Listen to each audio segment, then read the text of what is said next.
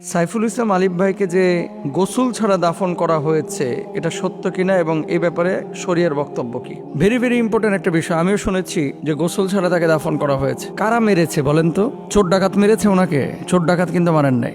মারছে হচ্ছে অমুসলিমরা, মেরেছে হচ্ছে ইসলামের প্রতিপক্ষ যারা আছে, মেরেছে তারা যারা ইসলামকে পৃথিবী থেকে মিটিয়ে দিতে চায়, মুছিয়ে দিতে চায়। আক্রোশ, ক্ষোভ, সেখান থেকে কিন্তু আঘাত করে তাকে শহীদ করা হয়েছে। ওলামা ইকরামের ফতোয়া এরকমই যে কেউ যদি এইরকম কোনো অমুসলিমের হাতে এইভাবে মারা যায়, আল্লাহ তাআলা তাকে শাহাদাতের মর্যাদা দেন এবং সেক্ষেত্রে গোসল ছাড়াই তাকে দাফন করতে হয়। এই জন্য সাইফুল ইসলাম ভাইকে গোসল ছাড়া দাফন করা হয়েছে। আল্লাহ সুবহানাহু ওয়া তাআলা পবিত্র কোরআনুল কারীমের মধ্যে কি বলছেন একটু খেয়াল করেন। যারা আল্লাহর রাস্তায় লড়াই করে তাদেরকে তোমরা মৃত বলো না, যারা শহীদ হয়েছে তাদেরকে মৃত বলো না, বরঞ্চ তারা জীবিত, তোমরা তা বুঝো না। সাইফুল ইসলাম আলিফ ভাই তিনি হিন্দুদের হাতে মারা গিয়েছেন এবং তাকে জবাই করে হত্যা করা হয়েছে। কি মর্মান্তিক, কতটা আক্রমণাত্মক এবং কতটা হিংস্রভাবে তার উপরে হামলে পড়েছিল হাইওয়ানগুলা।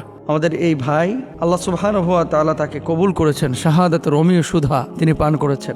গোসল ছাড়া দাফন এটা আল্লাহর রাস্তায় যারা শহীদ হয় তাদেরকে করার বিধান আছে, মানে যেভাবে মারা গিয়েছে তাদেরকে সেভাবে দাফন করতে হবে। কিয়ামতের ময়দানে সেভাবেই তারা কিন্তু উঠবে, তারা সেভাবেই উঠবে কিয়ামতের ময়দানে। আনাস রাদিয়াল্লাহু তাআলা আনহু বর্ণনা করেন রাসূল আকরাম সাল্লাল্লাহু আলাইহি ওয়াসাল্লাম বলেছেন, কোন ব্যক্তি জান্নাতে প্রবেশ করার পর আর দুনিয়ায় ফিরে যেতে চাইবে না, যদি সে দুনিয়ায় তামাম জিনিস পেয়ে যায় তবুও না। অবশ্য শহীদের কথা আলাদা। আল্লাহ রাব্বুল আলামিন তাকে অপশন দিবে, কি চাও তুমি? সে বলবে যে আল্লাহ তাআলা আপনি আমাকে আবার দুনিয়ায় পাঠিয়ে দেন। বোঝেন নাই কথা?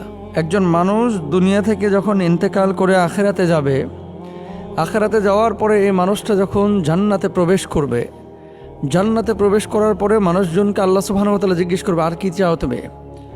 এই মানুষগুলো তখন বলবে যে আল্লাহ সমস্ত নাজ নিয়ামতগুলো আমি পেয়েছি, আমার কোনো কিছু চাওয়ার নাই। জান্নাত থেকে আর বের হতে চাইবে না। কিন্তু শহীদকে যখন অপশন দেওয়া হবে, শহীদ বলবে যে আল্লাহ আপনি আবার আমাকে দুনিয়ায় পাঠিয়ে দেন, আমি আবার যাব, আবার লড়াই করব, আবার শহীদ হব, আবার জান্নাতে আসব, আবার লড়াই করব দুনিয়ায় গিয়ে, আবার শহীদ হব, আবার জান্নাতে আসব।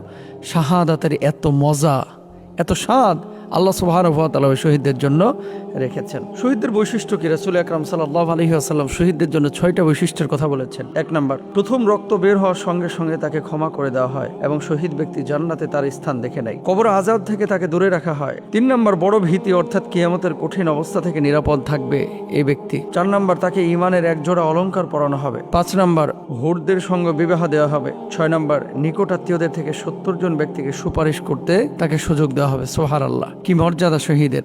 42 বছর, 44 বছর, 50 বছর, 60 বছর হয়ে গেছে, অনেক মানুষের শাহাদাতের তামান্না জাগ্রত হয়নি। আমাদের প্রত্যেকের উচিত শাহাদাতের তামান্না অন্তরে লালন করা। আল্লাহ বুঝদান করুক।